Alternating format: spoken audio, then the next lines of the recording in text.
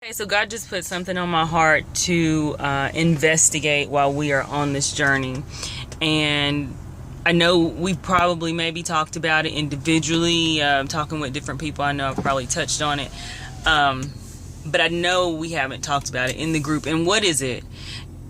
I'm talking about addiction. Food can be an addiction just like anything else.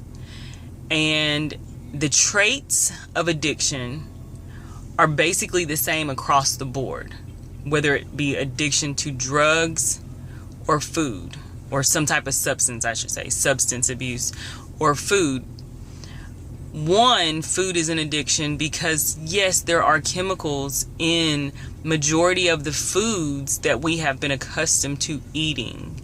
Okay, the carbonated drinks, refined sugars, the artificial sweeteners, okay, the processed foods, all have chemicals in them.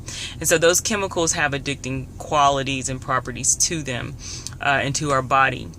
But I don't believe that's the only thing that contributes to our addiction, right? It goes deeper than just that physical part of it. This is the other side that we've talked about, the mental and the spiritual side of it, the emotional side. So one trait of addiction is lying. And I know I've been there. I've lied about what I've had to eat. I used to do that all the time.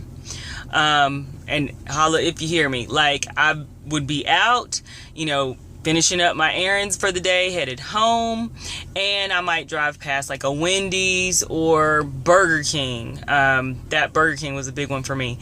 And I would swing through and I would get like Whopper Jr., or they had like this double patty. I forget what it's called now, but it's like a double cheeseburger. It had like two patties in it. Two patty things were my like really bad addiction for me.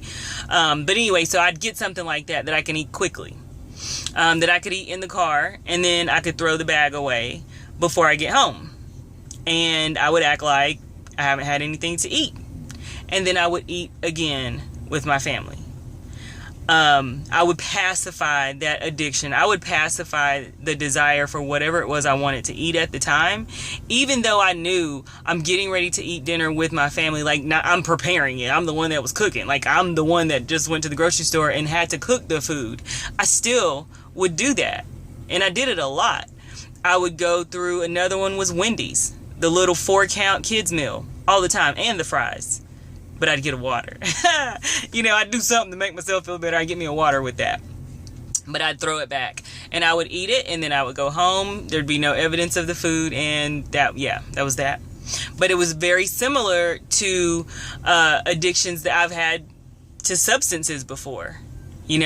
Same type of behavior where, and a cigarette, is an addiction. But when I was trying to quit, it's not as severe as some other ones, right? But nonetheless, I would lie about if I had a cigarette or not, because I was trying to quit. I didn't want anybody to know. So I would go somewhere I'd smoke, and then I'd get some gum or do everything. I thought I was covering it up because I couldn't smell. My sense of smell was not working, but I thought it was. So I would do all this stuff, and then I'd come around, and in my world, I never had a cigarette. And that's what I would basically want everyone else to believe.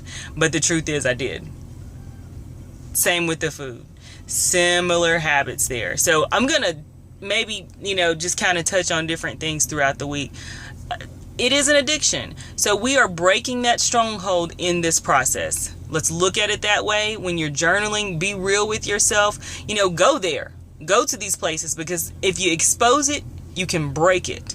So long as you cover it up and protect it, it's going to have control over you. So let's remove the control and shift the power and put it back in the place where it should be.